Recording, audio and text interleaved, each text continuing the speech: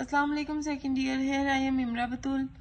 Last lecture में हमने देखा था कि हम कैसे फॉर्मेट स्पेसिफायर यूज करके उसमें पॉजिटिव और नेगेटिव वैल्यूज लगा के तो कैसे हम जो है हमारा जो आउटपुट की वैल्यूज है आंसर्स है उन्हें हम राइट या लेफ्ट साइड पे एडजस्ट करते हैं। उसके अलावा हमने देखा था कि हम स्ट्रिंग और कैरेक्टर्स की वैल्यू जो है सी लैंग्वेज में कैसे प्रिंट करते हैं। सो आज का हमारा जो बेसिकली टॉपिक है वो है एस्केप सीक्वेंस। अब एस्केप सीक्वेंस क्या है? ये स्पेशल टाइप के जो है ये कैरेक्टर्स होते हैं जो कि फॉर्मेट स्ट्रिंग में यूज होते हैं, जो कि हमारा जो है आंसर जो हमारा आउटपुट है उसको जो है डिस्प्ले करने में जो है हमारी ये बहुत मदद करते हैं। उसके बाद इसके अलावा क्या है कि ये अपने आप को जो है रिप्रेजेंट नहीं करते जब ये वैल्यू के अंदर लिखे जाते हैं, लेकिन जो इनका आउटपुट होता है आउटपुट के अंदर इनका जो है बहुत इंपॉर्टेंट रोल होता है। हम देखते हैं escape sequence are special character used in format string to modify the format of output. यानी कि क्या है, हम जो है अपना फॉर्मेट ऑफ आउटपुट जो हमारा आउटपुट आना होता है उसको हम मॉडिफाई करने के लिए जो है हम ये एस्केप सीक्वेंस यूज करते हैं। These characters are not displayed in the output। ये वाले जो कैरेक्टर्स है जो हमारा आउटपुट निकलता है जब हम प्रोग्रामिंग करते हैं उसका जब आउटपुट डिस्प्ले होता है तो उसके अंदर जो है ये डिस्प्ले नहीं होते, लेकिन ये जो है इनका एक रोल होता है, एक स्पेशल रोल होता है जिसकी मदद से जो हमारा आउटपुट होता है वो जो है वो इनहेंस होता है। उसके बाद क्या है, these character always begin with backslash. ये जो है कैरेक्टर्स हमेशा बैकस्लैश से जो है ये स्टार्ट होते हैं। The backslash is known as escape character. इसको हम बेसिकली जो बैकस्लैश है इसको हम एस्केप कैरेक्टर भी कहते हैं। नीचे क्या है, different escape sequence use in C language are as follow. Different types के जो एस्केप सीक्वेंस है वो है backslash N, backslash F, backslash B जो है ये बैकस्पेस के लिए यूज होता है। एफ जो है वो ये फॉर्म फीड के लिए यूज होता है। बैकस्लैश एन न्यू लाइन में जाने के लिए यूज होता है। आर जो है वो कैरेज रिटर्न के लिए, टी की जो है वो टैब के लिए, बैकस्लैश सिंगल कोटेशन ये सिंगल कोटेशन के लिए यूज होती है। बैकस्लैश डबल कोटेशन ये डबल कोटेशन के लिए यूज होती है। बैकस्लैश एक्स डी डी ये जो है आस्की कोड है in hexadecimal notation, each D represent a digit. ये जितने भी हम डी है ये जो है ये रिप्रेजेंट करते हैं डिजिट्स को। उसके बाद क्या, बैकस्लैश डी डी डी ये भी एक आस्की कोड है ये लेकिन ऑक्टल नोटेशन में है। ये जो है each D represent a digit, ये इसके अंदर जो डी है ये सारे डिजिट को रिप्रेजेंट करते हैं। नीचे जो अब हम इन सब की जो है वो डिटेल देखते हैं कि डिटेल्स इनकी क्या है। बैकस्लैश बी, सबसे पहला हमारा पॉइंट है B. The escape sequence is used to insert backspace in the output. An example of this escape sequence is as follow. अब ये क्या करता है कि ये वाला जो है हम एस्केप सीक्वेंस ये हम यूज करते हैं कि हमारी जो आउटपुट है उसके अंदर हम बैकस्पेस जो है वो इंसर्ट कर सकें। यानी कि अगर हमने फॉर एग्जांपल हमने प्रिंट करवाना है हेलो वर्ल्ड, हेलो वर्ल्ड के अगर हम दरमियान में बैकस्लैश बी लिख देंगे तो क्या होगा कि हेलो का जो ओ है वो जो है वो प्रिंट नहीं होगा। पहले क्या करेगा, जब हमारा आउटपुट आने लगेगा तो पहले क्या होगा कि हेलो जो है ये प्रिंट हो जाएगा, लेकिन आगे जैसे ही वो हमारा आउटपुट देखेगा कि इसके अंदर बैकस्लैश बी यूज हुआ है तो क्या करेगा कि ये ओ को जो है वो रिमूव कर देगा, ये बैकस्पेस यूज करेगा और ओ की जगह ये क्या कर देगा, डब्ल्यू लिख देगा। वर्ल्ड जो है आगे जो है ये प्रिंट हो जाएगा। The above example will display hello world. Hello world जैसे मैंने आपको पहले बताया कि ओ जो है वो रिमूव होके तो उसकी जगह हम वर्ल्ड लिख देंगे। First of all hello is printed, सबसे पहले क्या होगा कि हेलो प्रिंट हो जाएगा, but backslash B deletes the letter O. लेकिन जो हमने बैकस्लैश बी डाला है ना इसकी मदद से क्या होगा कि जो हमारा ओ है ना वो डिलीट हो जाएगा, क्योंकि ये जो बैकस्लैश बी है ये बेसिकली यूज ही बैकस्पेस के लिए यूज होता है। The world is printed so hello world is display on the screen। Next है हमारा परसेंटेज एफ। अब ये क्या, ये एस्केप सीक्वेंस है use to insert a blank paper in the printer output. अब ये क्या करता है कि हमने जो है ब्लैंक पेपर में जो है वो डिस्प्ले करना है प्रिंटर के ऊपर। ये जो है बेसिकली जो प्रिंट के लिए जो है वो यूज होता है। It is called form feed. An example of this escape sequence is as follow. जैसे कि अगर हमने ये एग्जांपल लिए प्रिंट एफ में हमने रखा है हेलो वर्ल्ड ही, हमने फॉर एग्जांपल दोबारा हेलो वर्ल्ड ही रख लिया और इसके दरमियान में अगर हमने बैकस्लैश एफ रख दिया तो हमारी जो एग्जाम्पल है वो इस तरह शो होगी, हेलो वर्ल्ड इज शो होगी। The above example will display hello world. After printing hello print करने के बाद the computer indicates a blank paper. अब क्या होगा कि जो कंप्यूटर है ना वो ब्लैंक पेपर जो है वो इंक्लूड कर लेगा। Then print the remaining output, फिर जो है ये जो रिमेनिंग आउटपुट जो है वो उसे प्रिंट करेगा, यानी कि वर्ल्ड को प्रिंट करेगा। It is use during printing, ये जो है बेसिकली ज्यादातर जो है प्रिंटिंग के लिए यूज होता है। \n, अब n का आप लोग को पता ही है, हम ये काफी दफा यूज भी कर चुके हैं कि \n जो है ये न्यू लाइन पे जाने के लिए यूज होता है। The escape sequence is use to insert new line in output, new line को इंसर्ट करने के लिए जो है हम इसको यूज करते हैं आउटपुट के अंदर। An example of this escape sequence is as follow, जैसे कि हम इसकी भी एग्जाम्पल लेते हैं। एक हमने वर्ल्ड दी है हेलो और एक हमने वर्ल्ड दी है वर्ल्ड। हेलो वर्ल्ड दी है और दरमियान में हमने लगा दिया n, तो हमारा जो आंसर होगा वो ऐसे शो होगा कि एक लाइन पे हमारा शो होगा हेलो और नेक्स्ट लाइन पे शो होगा world. The above example will display hello in one line, hello जो है वो एक लाइन में शो होगा and world in next line, और वर्ल्ड जो है वो नेक्स्ट लाइन में शो होगा।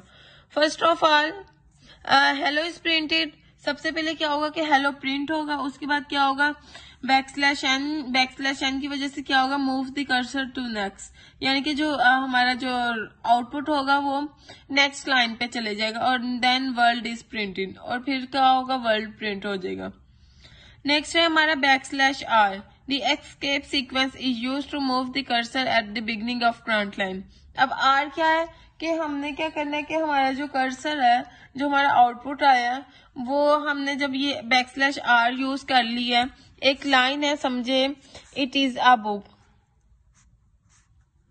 उसके बाद जो हमने फंक्शन लगाया हुआ था वो हमने लगाया था \r लगाने की वजह से क्या हुआ कि हमारा ये सारा जो है मिट जाएगा, और जो इसके बाद प्रिंट हुआ होगा ना, यानी कि इसके बाद अगर हमने रख लिया है इंग्लिश बुक, हमने इसके बाद ये लिख दिया है इंग्लिश बुक, तो क्या होगा कि ये सारा जो है ये रिमूव हो जाएगा, और जो हमारा आउटपुट होगा ना वो सिर्फ और सिर्फ शो होगा इंग्लिश बुक।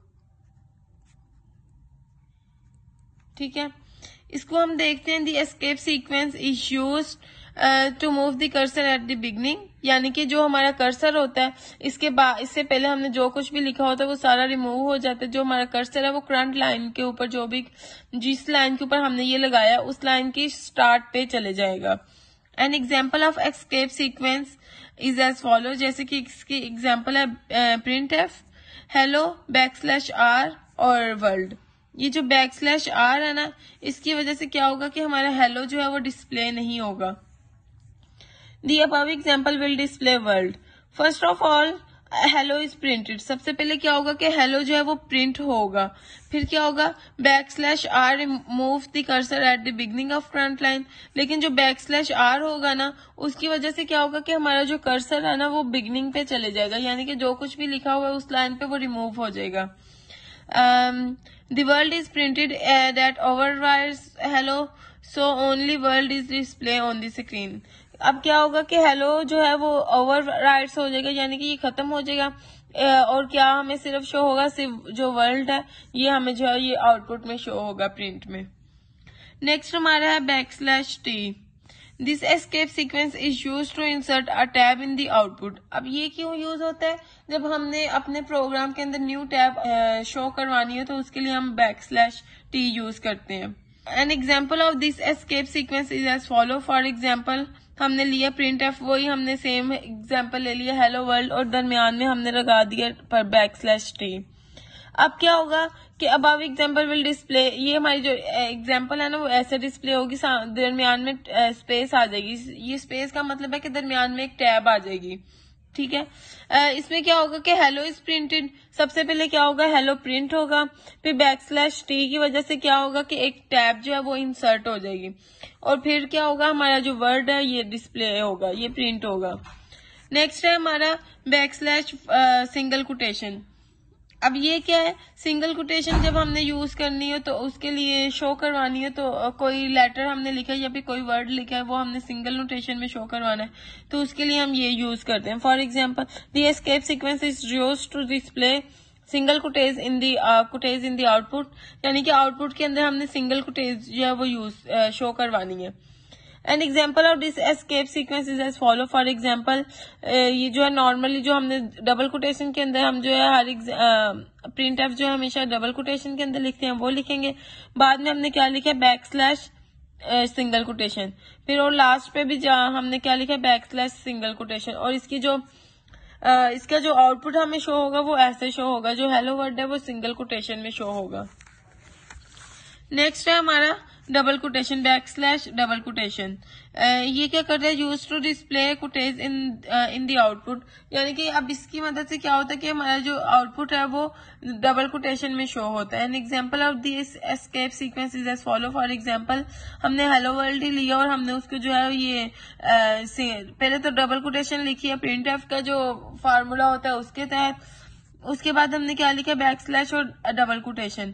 उसकी वजह से क्या हुआ, जो हमारा आंसर है, जो हमारा आउटपुट है वो इस तरह शो होगा, हेलो वर्ड डबल कोटेशन में शो होगा. अब नेक्स्ट है हमारा बैकस्लैश बैकस्लैश. अब ये हम क्यों 2 दफा यूज करते हैं, ताकि जो हमारा आउटपुट है, जो हमें आउटपुट मिल रहा है उसके अंदर अगर हमने बैकस्लैश शो करवाना है तो उसके लिए ये यूज होता है. This escape sequence is used to display backslash in the output. An example of this escape sequence is as follow. For example, printf. उसके बाद हमने क्या लिखा है, डबल कोटेशन में हमने सी लिखा है और हमने जो है ये बैकस्लैशेस डाले हैं. तो इसका जो आंसर है वो इस तरह डिस्प्ले होगा, सी और बैकस्लैश. सिंगल जो है आंसर में जो है जो आउटपुट है हमारा उसके अंदर जो है वो सिंगल ही बैकस्लैश शो होगी. फॉर एग्जाम्पल अब हम इसके लिए जो है ये प्रोग्राम्स की एग्जाम्पल देख लेते हैं. अब उन्होंने क्या लिखा है, write a program to display the following output using single printf statement. हमने क्या करनी है कि सिंगल प्रिंटफ की हमने स्टेटमेंट यूज करनी है और हमने क्या करना है कि हमने इस तरह जो है हमारा आउटपुट शो करवाना है. अब इसमें क्या होगा कि हम जो हैश इंक्लूड studio.conio.h जो हेडर फाइल्स हैं वो लिखेंगे. उसके बाद वॉइड मेन करेंगे. उसके बाद क्या करेंगे कि अब हमने सिंगल लाइन में जो है इसका आंसर शो करवाना है, यानी कि हमने जो प्रिंट एफ की स्टेटमेंट है वो सिंगल लिखनी है. अब इसमें हम क्या करेंगे कि प्रिंट एफ लिखेंगे. पहले हम हम क्या करेंगे, प्रिंट एफ, ठीक है, डबल कोटेशन.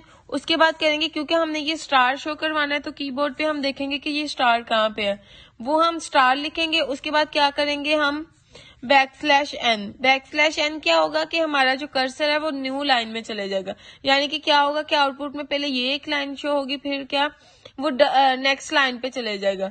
नेक्स्ट लाइन पे हमने क्या करना है, 2 स्टार्स शो करने हैं. फिर 2 स्टार्स जब शो हो जाएंगे फिर हमने बैकस्लैश एन यूज करना है. फिर हमने क्या करना है कि हमने 3 स्टार्स शो करने हैं नेक्स्ट लाइन में, फिर हम क्या डालेंगे, 3 स्टार्स डाल देंगे. फिर हम बैकस्लैश एन लगाएंगे और फिर जो है हमने क्या हमने नेक्स्ट लाइन में फिर हमारा कर्सर जो है वो नेक्स्ट लाइन में चले जाएगा और फिर हमने जो है ये 4 स्टार्स बना देने हैं और यहाँ पे जो है हमारा प्रोग्राम खत्म हो जाएगा. डबल कोटेशन लगा के जो हम प्रोग्राम खत्म करेंगे और लास्ट में सेमीकोलन. जो हमारा फिर आउटपुट होगा वो सेम इस तरह शो होगा.